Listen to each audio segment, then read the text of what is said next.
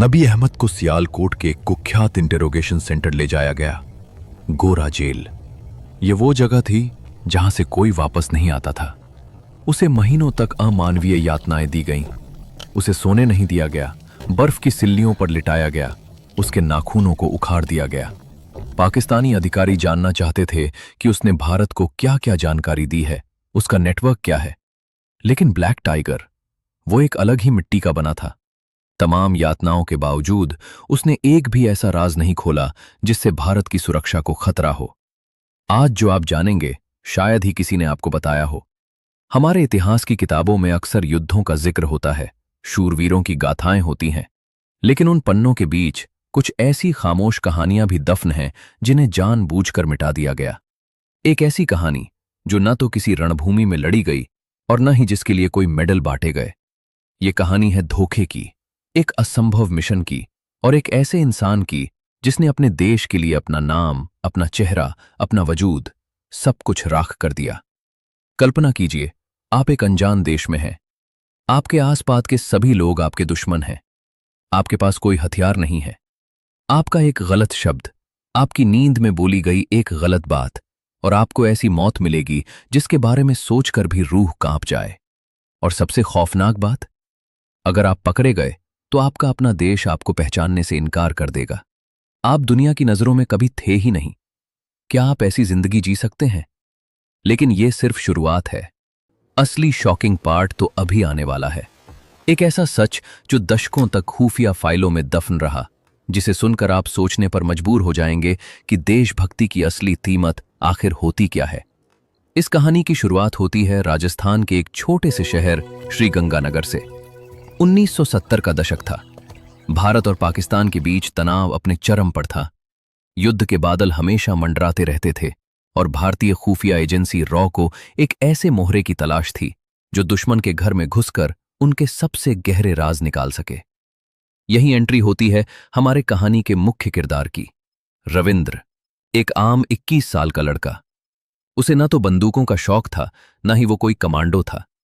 उसे शौक था तो सिर्फ एक चीज का, थिएटर का, एक्टिंग का। वो एक ऐसा कलाकार था जो किसी भी किरदार में इस कदर ढल जाता था कि असली और नकली का फर्क मिट जाए।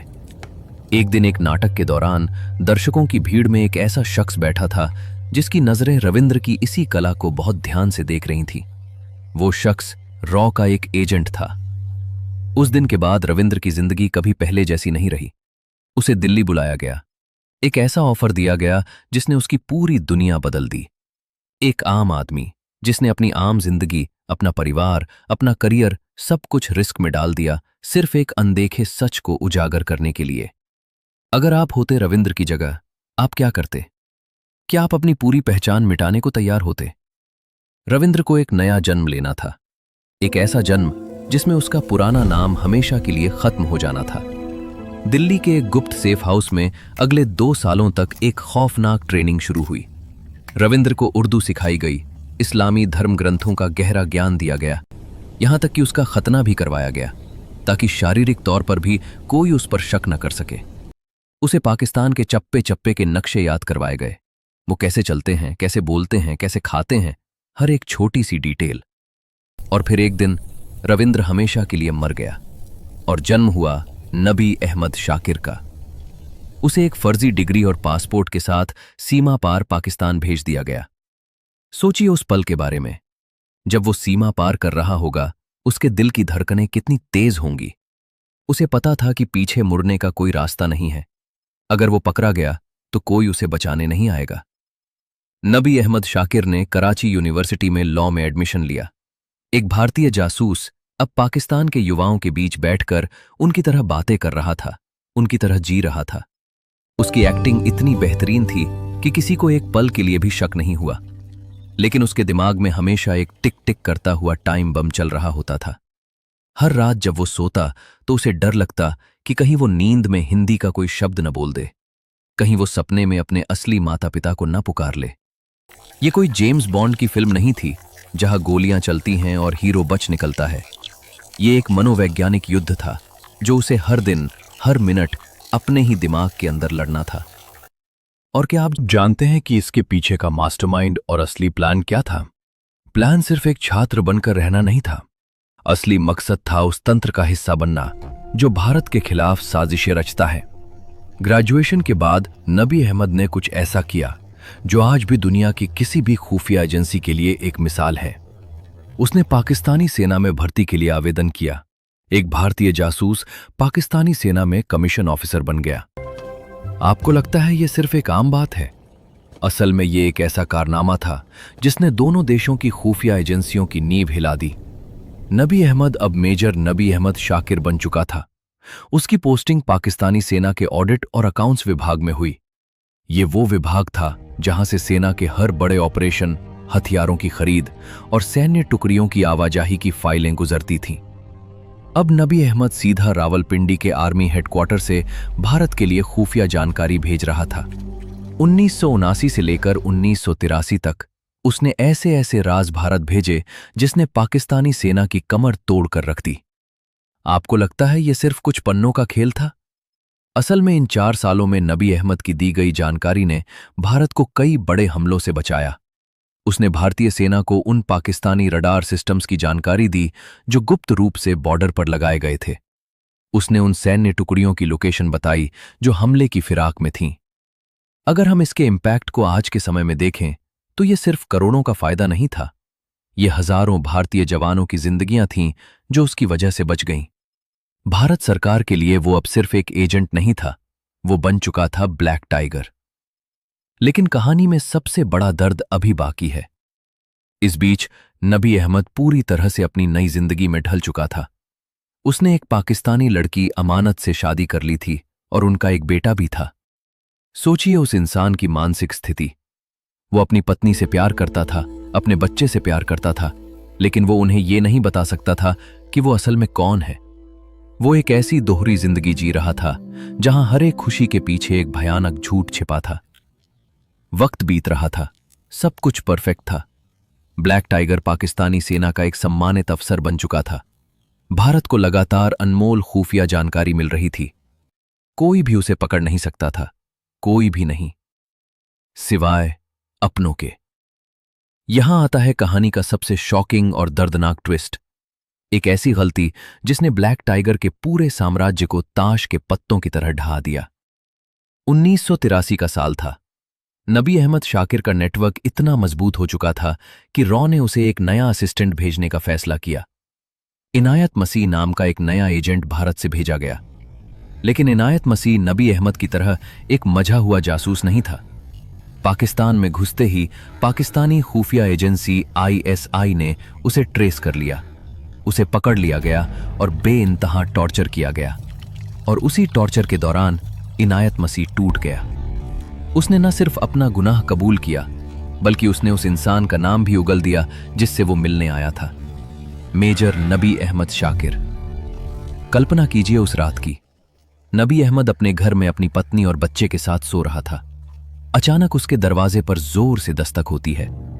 बाहर पाकिस्तानी सेना की मिलिट्री पुलिस खड़ी थी।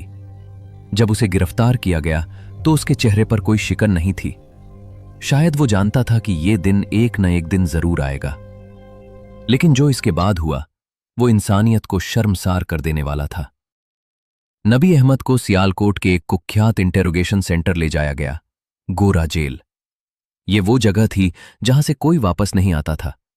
उसे महीनों तक अमानवीय यातनाएं दी गईं। उसे सोने नहीं दिया गया, बर्फ की सिल्लियों पर लिटाया गया, उसके नाखूनों को उखाड़ दिया गया। पाकिस्तानी अधिकारी जानना चाहते थे कि उसने भारत को क्या क्या जानकारी दी है, उसका नेटवर्क क्या है। लेकिन ब्लैक टाइगर, वो एक अलग ही मिट्टी का बना था। तमाम यातनाओं के बावजूद उसने एक भी ऐसा राज नहीं खोला जिससे भारत की सुरक्षा को खतरा हो। उसे मौत की सजा सुनाई गई, जिसे बाद में उम्र कैद में बदल दिया गया। अगले 16 सालों तक वो पाकिस्तान की अलग अलग खौफनाक जेलों में सड़ता रहा। सियालकोट, कोट लखपत, मियांवाली। एक ऐसा इंसान जिसने अपने देश के लिए अपना सब कुछ कुर्बान कर दिया, अब वो अंधेरी कोठरियों में तिल तिल कर मर रहा था। और इस दौरान भारत का क्या दुनिया का सबसे कड़वा और काला सच है। जब नबी अहमद पकड़ तो प्रोटोकॉल के तहत भारत सरकार ने तुरंत उससे अपने सभी रिश्ते तोड़ लिए। सरकार ने साफ इनकार कर दिया कि रविंद्र कौशिक नाम का कोई व्यक्ति उनका एजेंट था। उसके परिवार को कोई मदद नहीं दी गई। जिस देश की रक्षा के लिए उसने अपनी जान की बाजी लगा दी थी, उसी देश ने उसे लावारिस छोड़ दिया। क्या आपको लगता है यह सही था? क्या एक जासूस की नियति हमेशा यही होती है? एक तरफ राष्ट्र की सुरक्षा का तर्क है और दूसरी तरफ एक इंसान की कुर्बानी। आप किस तरफ खड़े होंगे? जेल की काल कोठरी से रविंद्र ने छुप छुप कर अपनी मां और परिवार को कुछ खत लिखे। किसी तरह वो खत भारत पहुंचे। उन खतों में दर्द था, निराशा थी, लेकिन कहीं ना कहीं अपने देश के लिए प्यार भी था। उसने एक खत में लिखा था, क्या भारत जैसे बड़े देश के लिए कुर्बानी देने वाले की यही कीमत होती है? यह एक ऐसा सवाल था जो आज भी खुफिया एजेंसियों के गलियारों में गूंजता है। वक्त के साथ जेल की भयानक परिस्थितियों ने उसे तोड़ दिया। उसे अस्थमा और टीबी जैसी भयंकर बीमारियां हो गईं। दवाइयों के अभाव और लगातार टॉर्चर के कारण उसकी हालत बिगड़ती गई।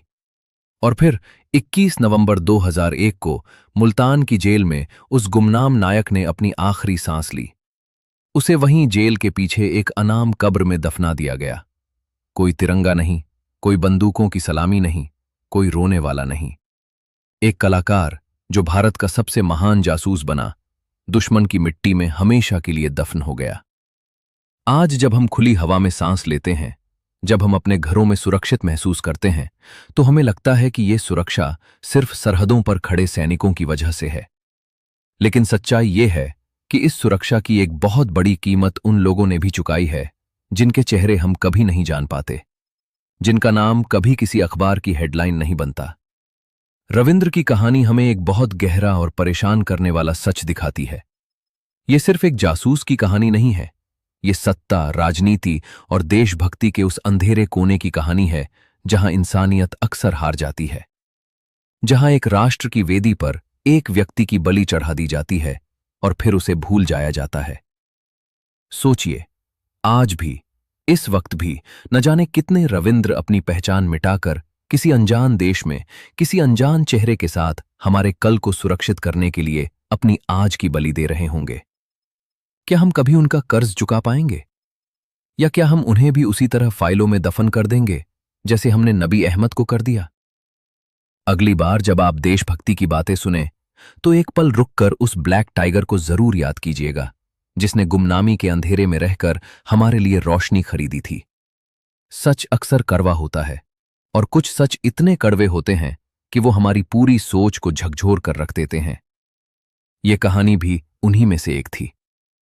इस वीडियो को अपने दोस्तों के साथ शेयर करें और हमारे चैनल को सब्सक्राइब करना न भूलें। जय हिंद।